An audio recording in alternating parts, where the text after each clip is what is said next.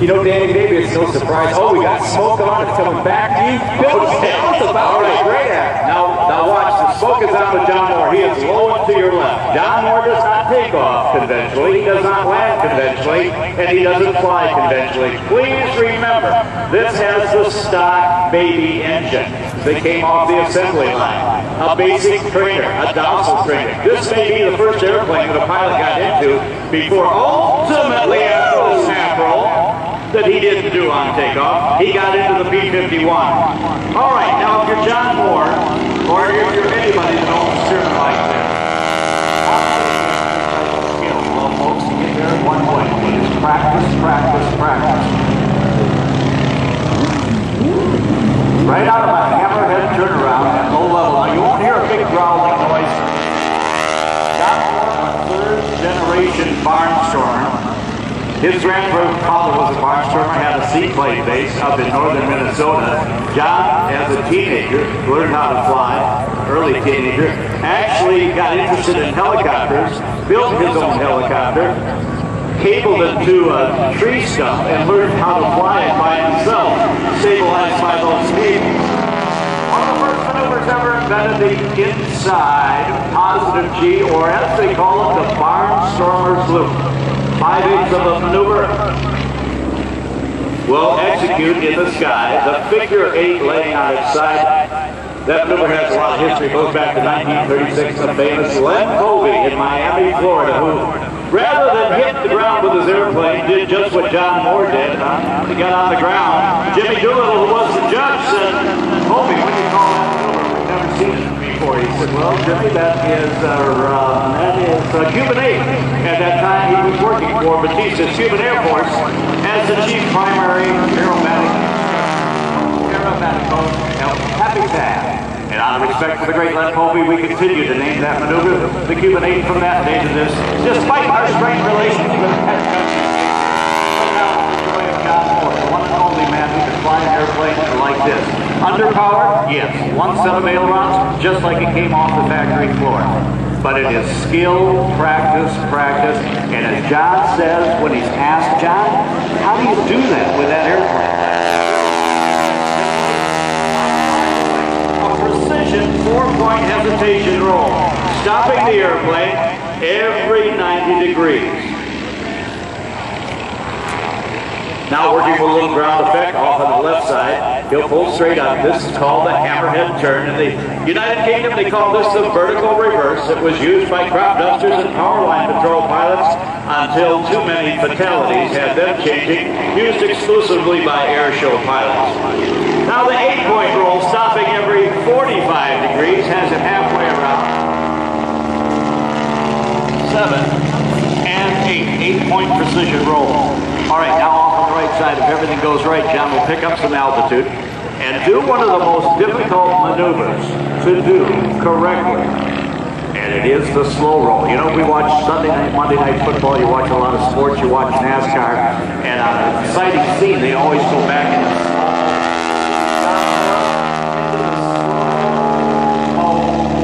roll.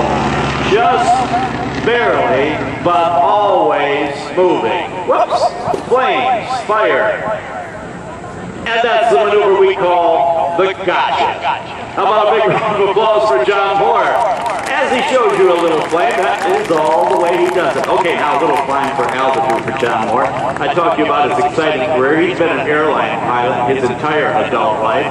He had the very prestigious job of being a check airman until retiring from that. And oh, poor John, he has to fly midweek for the airline from the west coast of the U.S. out to Hawaii.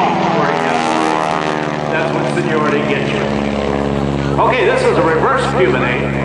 Climb the airplane upside down, then bring the control stick back, change direction, and get some speed. The round loop. Watch John draw the box in the sky after he uses the sun just a little bit, and that, by the way, is deliberate, looping over the sun, perfectly around the sun. You don't have to look into that. All right, wrapping up that prop. He goes straight across the box. Two sides of the box are complete. Flying upside down, he completes the top of the box. Now this one, it gets exciting. Right at the sun, straight down. He watches the earth come up to meet him very rapidly, then at the last minute pulls out, and the square loop is complete. Used by air show pilots. Here's what it gives you. As you can see, it gives you altitude. You do a quarter roll on the way up. Gives you a change of direction with the help of gravity and full power after the change of direction.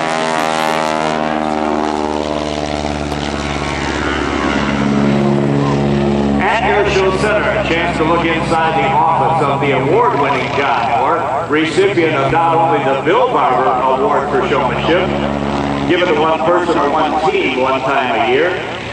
Also a recipient of the Art Scholl Memorial Showmanship Award, given at a black tie dinner at our annual convention in Las Vegas, Nevada.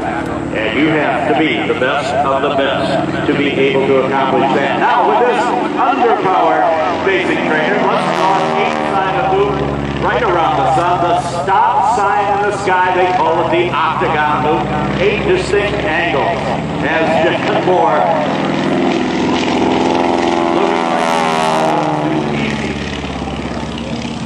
John was telling me at one of his layovers, he was about to leave the restaurant. It was about 10 o'clock at night. He had to fly the next morning. And he was leaving the restaurant. And 2 guys said, "Hey, you're John Mohr." Yes, I am. "We have a Stearman here on the island. Come back in. We want to talk to you about how to fly it. And on your next layover, we want you to take us up and show us some of those things that you do." All right, John, picking up a little bit of altitude. Now, when any pilot does that, that is an insurance policy, because the next maneuver is a dramatic maneuver. We're going to name this after his wife, Lynn. There's a maneuver called the Lumpshavak. It's developed by the Czechoslovakians. It's a wacky maneuver, and basically Lumpshavak means the equivalent of trying to walk after you drink too much plum brandy. You maybe hit a curb and go end over end. You get tipsy or out of control. This is the Lumpshavak by John Mohr, right over the top of the sun. All right, now we're going to climb to some altitude. And you know, early on in aviation, when you got into a spin, it was fatal. There's the tail slide, or the visit to the chiropractor. Hours back, into the spin. It was deadly at one time. Instead of fighting the airplane, you know how a pilot gets out of it? Give the airplane what it wants. Speed. Seems simple now? It wasn't back then.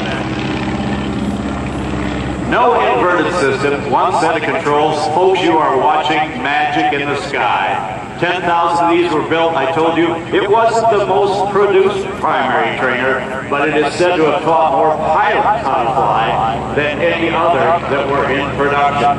This is how the combat or the P-51 or the fighter pilots started. Okay, it's fall in Ohio. The maple leaf or the oak leaf comes off the tree. This is a maneuver called the falling leaf, mimicking nature. Power back, high coordination maneuver, nose up, and just slightly down, gently to the ground, just like an oak leaf or a maple leaf, but they can't go back up again. Folks, a big round of applause for John Mohr, the drama of the award-winning John Mohr flight.